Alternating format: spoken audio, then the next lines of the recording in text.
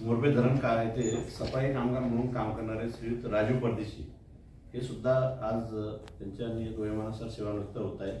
तरी त्यांच्या सेवानिवृत्ती कार्यक्रमाच्या निमित्त उपस्थित अतिरिक्त अभियंता श्री अरविंद शिंदे साहेब, सुभाष सोनवणे साहेब व इतर आपले सर्व उपअभियंता तसेच त्यांचे कुटुंबीय आणि बाकी आपल्या इतर स्टाफ.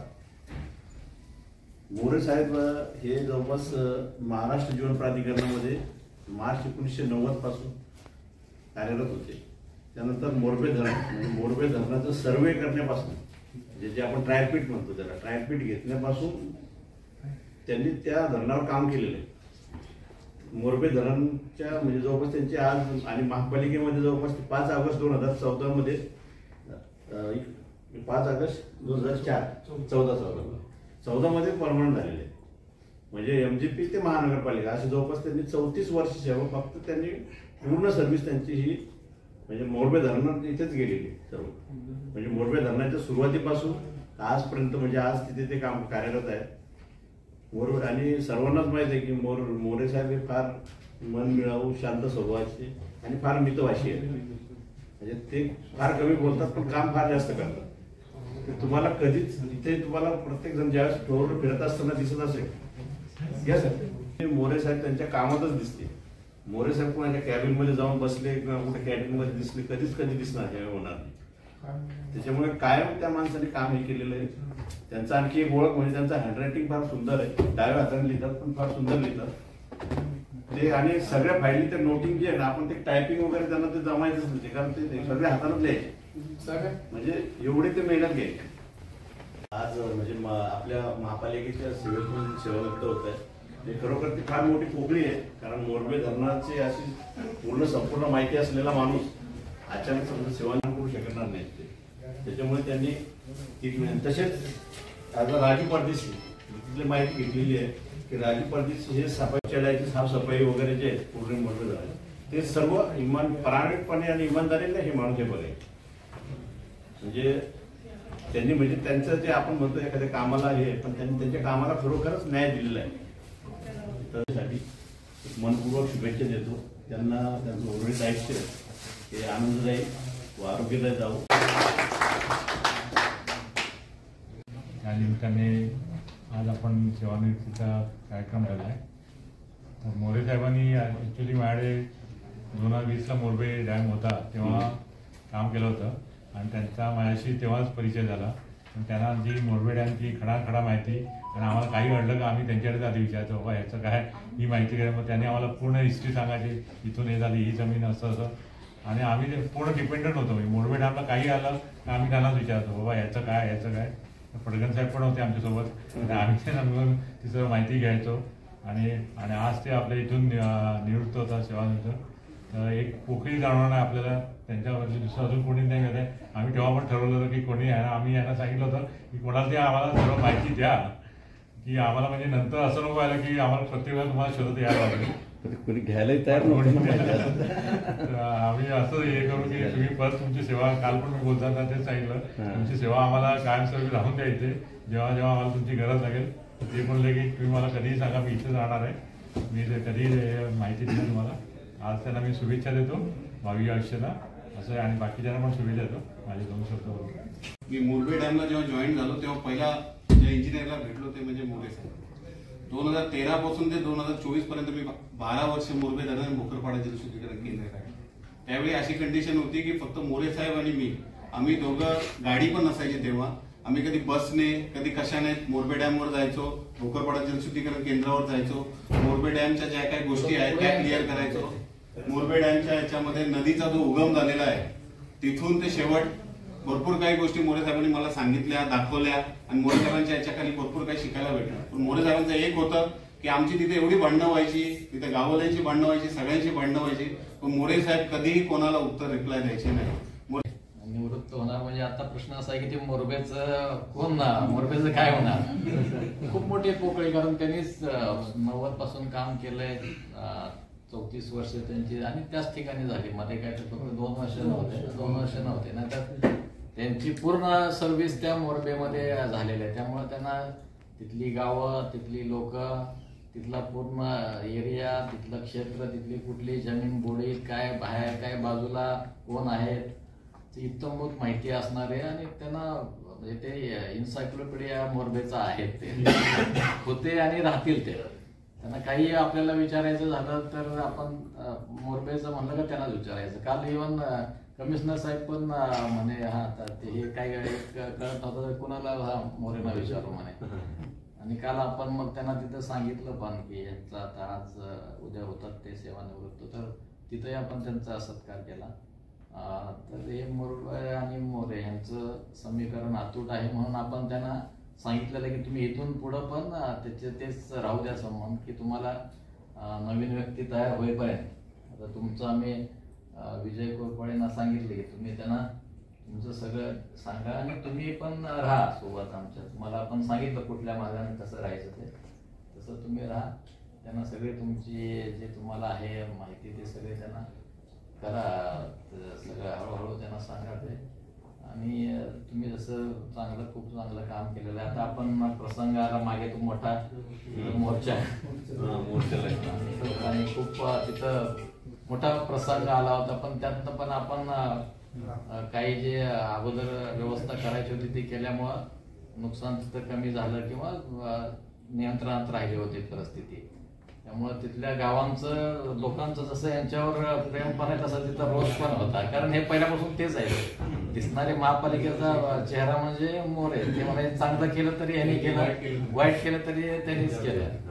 त्यामुळं आणि अशा प्रसंगात त्यांनी काम केलेलं आहे, अशा ठिकाणी केलंय की म्हणजे 90 पासून एखाद्या ठिकाणी काम करणं ही खूप मोठी गोष्ट आहे. त्यांना पहिला बेसिक सर्वे करण्यापासून लँड ॲक्विजिशन, त्यांना जमिनीचे जे अलिबागला बरीच प्रकरणं जमिनीचं काय तुम्ही 7-12 नावावर करणे महापालिकेच्या सगळी कामं म्हणजे खूप मोठी कामं. एवढी मोठी जमीन आहे 1280 हेक्टर आहे ना टोटल.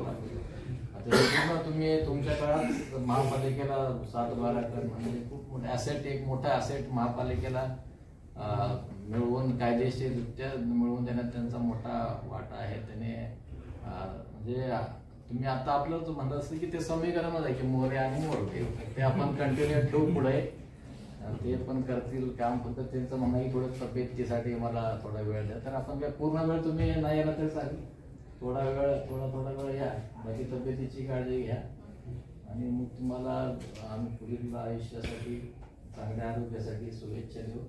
आणि निवृत्त तिथं झाला तरी आमच्या महापालिकेसोबत काम करा पुढचे काही दिवस. लागले आपले MJP तिथून आपल्या महापालिका सेवा निवृत्त होत आहे. तुम्हाला पुढच्या आयुष्यासाठी शुभेच्छा. थँक्यू.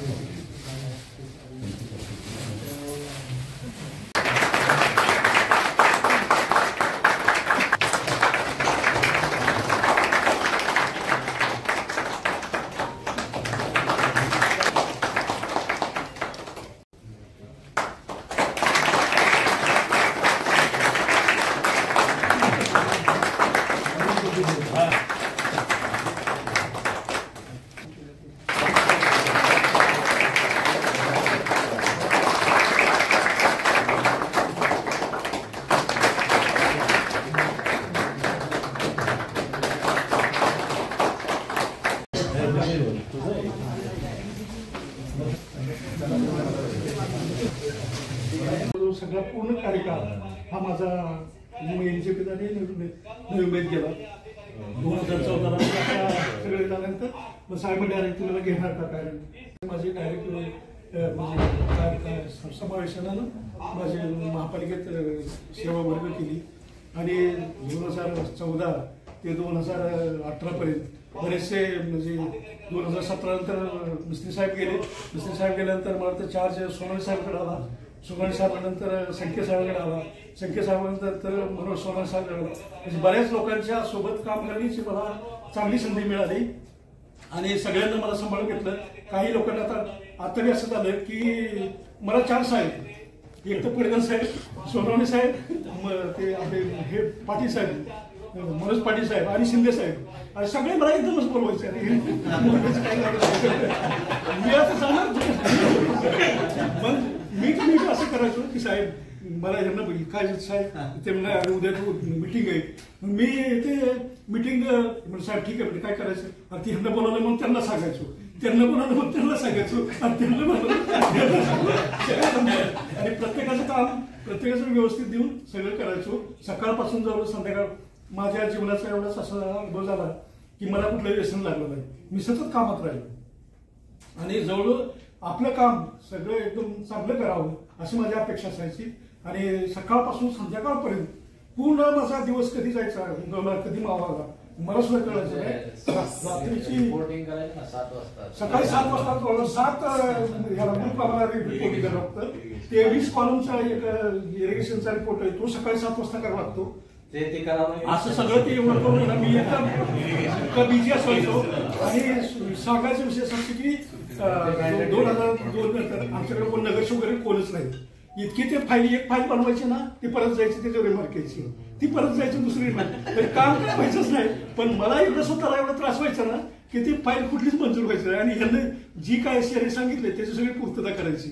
एवढा असा कठीण काळ गेला. आताच्या मध्यंतरीच्या ह्याच्यात हे 4 साहेब, अरे विचार चांगलं म्हणजे इतक्या अशा हे झाल्या, त्यातून मी माझा स्वतःचा संयम राखत चांगल्या प्रकारे म्हणजे दिली. मला लेबर वर्क मला सगळं करावं लागत होतं, आमचं काहीच होत नव्हतं. एवढ्या अशा घटना घडल्या आणि त्यातूनही मी अगदी खडतर प्रवास म्हणजे नोकरी केली. पण माझ्या इकडची एवढंच होतं की मी वर्किंग वर्षिप ह्या नात्यानं राहिलो की रोज काम करून येईन. जसं एखादा लेबर येतो, आपण रोज पाट्यावर चालतो, काम करतो, जातो, येतो जातो, व एखादी मुंगी येते ती रोज काही नाही तर गोळा करून जेव ठेवती, परत ती गोळा करून, अशा पद्धतीने मी काम केलं. मला नवी मुंबई महानगरपालिकेमध्ये अतिशय चांगली लोक लाभली आणि कुणीकडून शिव्या पण दिल्या, कधी कधी केल्या. आणि महापालिकेच्या ह्याच्यामध्ये माझे दिवस अगदी चांगले गेले. इव्हन तो मी सतत काम करत असताना मला कुठलंही व्यसन लागलं नाही. मी कधी कुठलंच काय व्यसन केलं नाही. दिवसभर काम करायचो, रात्री अगदी मस्त निवांत झोपायचो, सकाळ लवकर उठायचो आणि सगळं बाकीचं करून परत 10 वाजता यायचो. आम्हाला तर काही गाडी घोडी म्हणजे जे लोकांना तुम्हाला माहितीच, गाडी घोडी काहीच नसते, रोज बस पकडायचो इथे यायचो. अशा पद्धतीने मी माझं स्वतःचा सगळा हे म्हणजे नोकरीचा कालावधी घालवला. तर माझ्याकडून कुणाला आमच्या प्रकल्पस्थ लोक सुद्धा आहेत की ते पण एवढे हे करायचे. संध्याकाळी माझ्याकडे जवळ आमचे सगळे 7 गाव 8 वाड्या प्रकल्पग्रस्त, सगळ्याचं पाणी पुरवठा एकटा मी बघायचो. आणि हे नाही झालं ते नाही झालं तर ते हे होत असताना काही लोक कधी शिव्या द्यायची. परत सकाळी 5 वाजता फोन यायचा, अरे ते पाणी हे बंद झालं, हे बंद झालं. दुसरं ती लाईट गेली, परत मोटर चालत नाही, हेच चालत नाही. आणि शेवटी ती लोक सगळी परमनंट त्याच्यावर हे करून सगळं ते पाणी पुरवठा एकटा मी पूर्ण अख्ख्या गावाचा एकटा बघायचो. आणि कॉन्ट्रॅक्टरला किंवा ह्याला सगळं एवढं मॅनेज करावं लागायचं ना की कधी कधी मला वाटायचं आणि नोकरी नको राजीनामा द्यावा आणि आपलं घरी बसावं. काय काय किटकिट लोक म्हणजे अशा इतक्या वाईट घटना काय काय घडल्या ना की भयंकर केला. आणि फक्त एवढंच की माझं मी ठेवलं की स्वतः संयम राखला आणि आपल्याकडून कशी महापालिकेला एखादी म्हणजे सेवा देता येईल आणि आपला कार्यकाळ किंवा आपल्या एखाद्या कुठल्याही ह्याच्यावर गालबोट लागू नये ह्याची दक्षता घेतली. आणि मी आयुष्य म्हणजे पूर्ण केलं. महापालिकेनं सगळ्या लोकांना मला अतिशय चांगल्या प्रकारे संधी दिली. आमचे सगळे स्टाफ वगैरे गावित साहेब, खाडे साहेब किंवा थोरात साहेब सगळ्यांना आमच्या एक टीम म्हणून आम्ही किंवा एक कुटुंब म्हणून सगळं जीवन हे केलं, व्यतीत केलं. आणि सगळे ज्यावेळेस 2014 ते 2008 ते 2014 मिस्त्री साहेब फार चांगले होते. त्यांना आम्हाला एक कुटुंब म्हणून सांभाळलं, सगळं ते काळजी घ्यायची. आणि दिपाळीत वगैरे सदस्य जाताना म्हणजे सांगायचं एवढं असं की जर एखादा अधिकारी वरचा चांगला असेल तर आपल्याला ते खरोखर काम करण्याची चांगली संधी म्हणजे आपल्या असं कौतुक एखाद्याने केलं, पाठीवर थापले तर आपण ते 10 पावलं म्हणजे पुढे जाऊ शकतो किंवा अजून डबल काम करू शकतो. तर ते असं मला दिसून आलं. आणि दुसरं मिस्त्री साहेब हे आम्हाला आहे ना अतिशय कुटुंबाप्रमाणे सांभाळायचं. म्हणजे कुणाला जेवण जर मिळालं नाही तरी सुद्धा ते म्हणायचे की अरे तू जेवला का. आणि दिपाळीला असतं, दिपाळी जाताना सगळे ते म्हणायचे तुम्ही सगळे जावा, मी एकटा करणार. मग माझ्याकडे जे काय म्हणजे आता आम्हाला काय सुट्ट्या बरं ह्याला गेला सुट्टी देत नव्हती. आता मी माझा सक्सेस आहे की मी माझ्याकडे आता